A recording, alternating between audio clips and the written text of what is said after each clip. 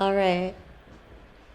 And we're recording episode number 2. I was told to sit closer to the microphone. So now I feel like I'm basically eating it for lunch. I had a break in the action, so I guess that's actually not a bad thing. Welcome to Hairly Relatable, the podcast number 2. And how long it took me to actually even record this session is crazy, because every time I felt like I had a break or time to do it, well, either I got booked or life be lifing, and we delayed the process even more. But here I am for you, ready to relate more of my insights on this incredible industry of hair and relatable antics in this world of beauty and beyond. I am your host, Nicole, coming to you from beautiful Revenge Salon in Westwood, New Jersey. Again, I have to disclaim that the views are not necessarily the visions and portray the opinions of the salon. It's for entertainment purposes only, and do not hold anything that I say accountable by any means, because we are just here to give our honest opinions, and we are going to have some fun today because we are talking about success and how success isn't a linear traveling journey. Success isn't actually a destination. Success does not look different on everybody. Success doesn't look different on everybody. Success is not one size fits all. What is even being successful to somebody? Can somebody explain that to me? Oh, you've been doing hair for 23 years now. Are you successful? Well, I would hope I feel successful. Somebody who's doing hair the same amount of time, are they successful? I hope they feel that they're successful. Are they fulfilled? I would hope that they feel fulfilled. Maybe they have dreams and aspirations that they haven't had to the best of their abilities, but they're on their own journeys, as I'm on mine, and we're here to respect that. So let's get into it. We're going to jump right in, and we're going to make this all relatable. And here we go. Again, I'm your host, Nicole. Welcome to Hair Relatable, episode number 2. Success looks different on everybody. So we're going to start from the very beginning, how right out of high school, you're told to go to college and basically pick a major. Here you are, 18 years old, and what do you want to be when you grow up? Well, are you even grown up? Can you even make a decision at 18? I don't know. My decision was I wanted to hit the Parkway South in New Jersey, where I'm from, and hit the beach and go cut class and spend my weekends partying it up. So my decision to go to college was something that just was basically what I was told I was supposed to do. So graduating high school, yes, success. And going to college for 2 years, success, until I wasn't successful and I was dropping out. And how many students feel that way? Oh man, I failed. I'm not successful because it wasn't working out for me. Well, maybe that wasn't written for you. Maybe that's not your journey. And not a lot of stylists, I feel like, had that opportunity when they went out of high school. Some do a VOTEC or know that they're going to be bred into this industry. Maybe they have family or friends that taught them early on how to do hair, and they said, this is my calling, I'm doing it, jumping right in. But for a lot of people that I've met going through the junket of cosmetology, it was, secondary to them, because they were doing something else first. So with that said, it's like, it was secondary success kind of story to them. So being that they coming out of school, coming out of college, then going into hair school, it was like, well, did you feel successful going into it because you were unsuccessful the first time coming out of college?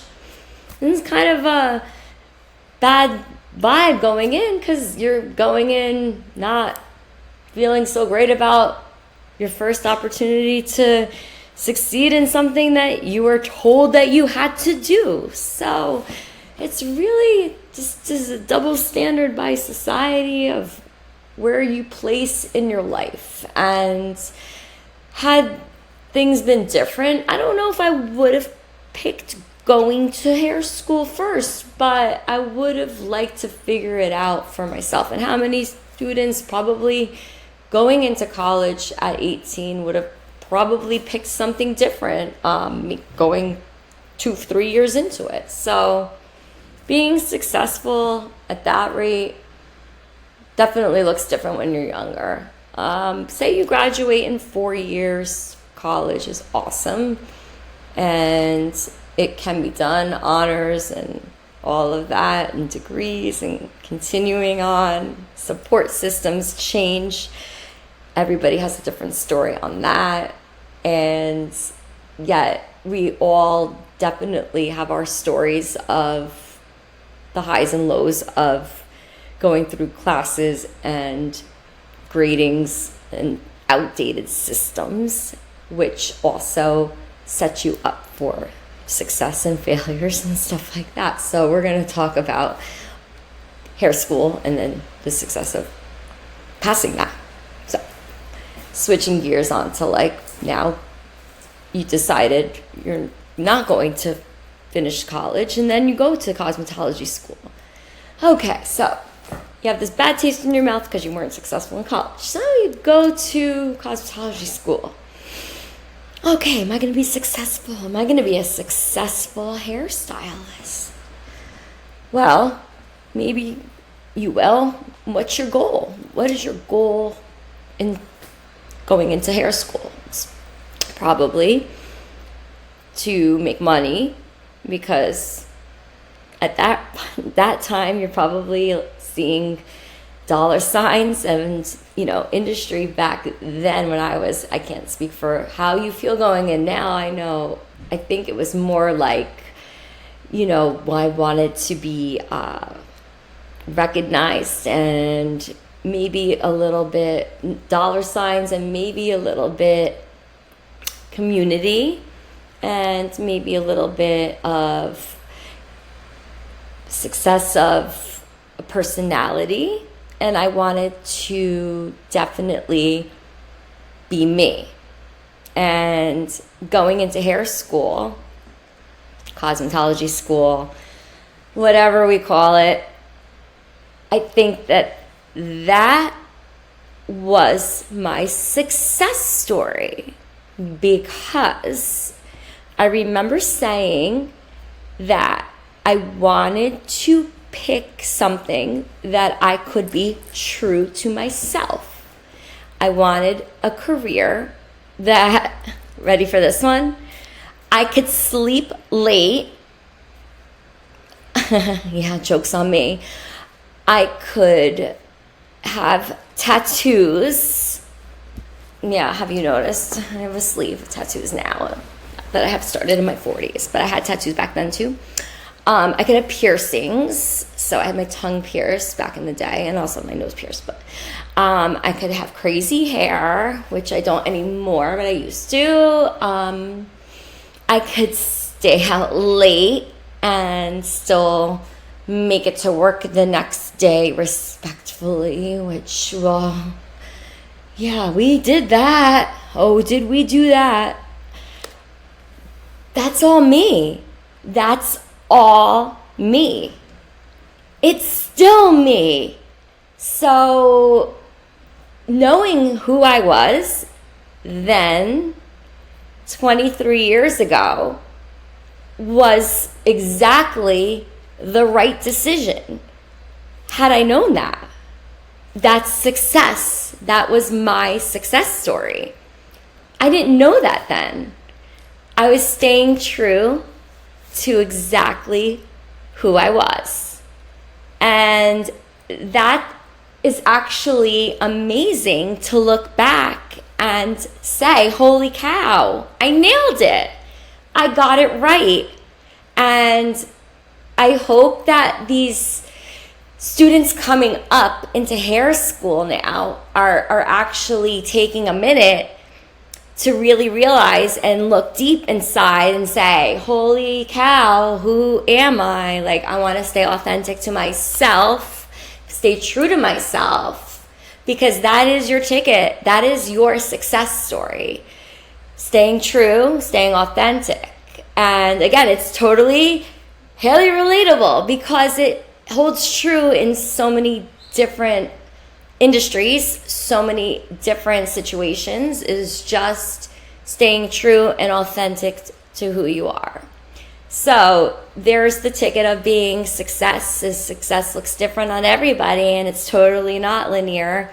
And the fact that back then choosing hair and cosmetology in the beauty industry for that reason was my success story, and being successful started right there because I stayed true and authentic to myself. So there's the first part of, the little niche of what success looks like. So fast forward being, successful and graduating and passing the state board and all of that comes with, being an intern and studying and watching people cut their mannequins and drop kicking them across the parking lot because you can't get your graduated bob. And it's such a fun journey going through all of those and hitting those bumps in the road. And we all have those stories too. But I think the big success story now, when you talk to people, are you successful and what makes you successful, is a lot of people ask, do you own your own salon? And I probably could put a down payment on a salon for as many times as people have asked me that. And the truth of the matter is, no, I don't own my own salon. And as a matter of fact, I kind of don't want to own a salon. And digging deeper into that, I really now kind of don't romanticize owning my own salon. And now even so, a salon suite to me and where my life is, just my journey, the overhead, the stress of the business, and it's just something that I don't want to deal with, and I don't have the mental capacity in my life right now. I do handle my bookings, I have my chair, I have my family, I have my son, I have a life outside where I have hobbies, and now I've taken on this brand, and this is taking up also a lot of time where I can't even record a podcast if I wanted to. But I don't think that not wanting to do that doesn't make me successful. And it's funny because people consider that level of ownership the end all be all. And it's in my opinion, it's not. So another big bullet point for me to say that success is not one size fits all. It doesn't mean that because I don't want to own a salon, or I don't and never have, and I probably never will, doesn't mean that I'm not a successful hairstylist.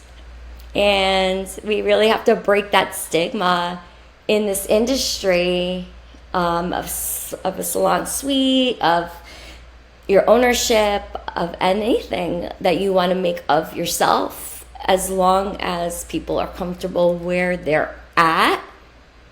That's what makes them successful. Now, the caveat to that is how many stylists have let the dreams that they've had, the aspirations, slip underneath their feet. So my wish for them is, if they're listening to this and they feel that there's a drive and power, passion in them to do more, do it. Because don't let fear hold you back. And that's what I did for a long time. And, you know, this being successful is something to be proud of. And don't ever let anybody steal that from you, too, because there's so many people and people who want to steal the energy and that goodness that you've created from you and be jealous of your success. So whether you're 5 years into your journey, 10 years into your journey, 23 like me, more, even 30, 40, how many years you're behind the chair or whatnot, it doesn't matter. If there's something new that you wanted to take on, and celebrate those small victories of, like, I learned something new, or I booked something different, I took a new class. This is all like success and success stories. And even switching salons can be considered a huge success story. So all of this goes hand in hand. I think that definitely in this industry, there's been so much change, especially after, you know, the world shut down. I feel like there's so much I'm learning, completely blows my mind. I've been living in a bubble. I'm really trying to stay relevant and learn what's out there, because I also have to fact check myself, and it's not just opinions. But when we get into more like about the licensing and loopholes, wow, I'm going to have to have my facts straight on that one, because there's so much that has changed and so much that I've learned.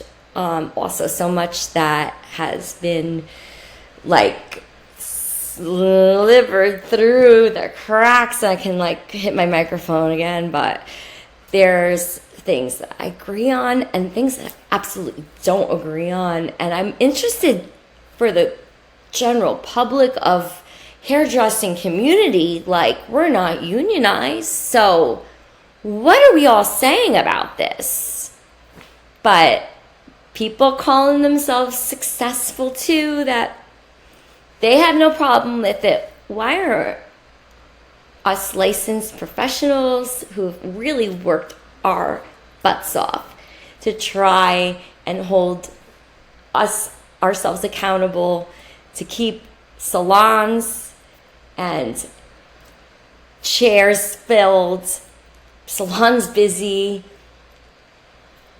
bosses and just communities happening? So really, it takes a village, and I think that this industry is booming. We're back in such a great place that the products are great, and the colors great. Everything's really expensive. We're going to touch on that in another episode too, though, with pricing and how, you know, not to outprice yourself, outbid yourself. And there's just so much more to cover in these podcasts that my brain's pretty much exploding. Can't wait to talk more also about the unlicensed and licensed things at home. I think that's going to be one of our next episodes. So, hang in with me. I'd like to conclude by saying, for sure though, whatever your success story is, make sure that you stay authentically true to yourself, because at the end of the day, that is really where it comes back down to. And had it not been for me really channeling in without even knowing it back 23 years ago, saying, wow, these are the reasons why I want to be here, those are the reasons why I wouldn't be here today. So I wish that kind of success to anybody who is looking for it. And this is why I can't stay close to the microphone, because I talk a lot with my hands. But hopefully the sound is better today. Anybody who needs to get a little bit of a push and motivation, I'm sending out good vibes for you. You're successful. Go do it. Break your fear. You've got this. And hopefully in another 23 years, you can be crushing it and be doing things to step out of your comfort zone too. Hitting record, press play, and starting your own podcast too. Anyways, I'm Nicole. Thanks for joining me on Hairly Relatable. This is episode number 2. Success looks different on everybody. Keep going, keep pushing, and stay hairly relatable. We'll cover more ground next episode. Thanks for joining me so much. Good night. Ooh, a 20-minute one. I talked for 20 minutes? Holy cow, my client's probably here too. I think I could shut this thing off now by myself. Okay. Mic off. I can't see though. Stop.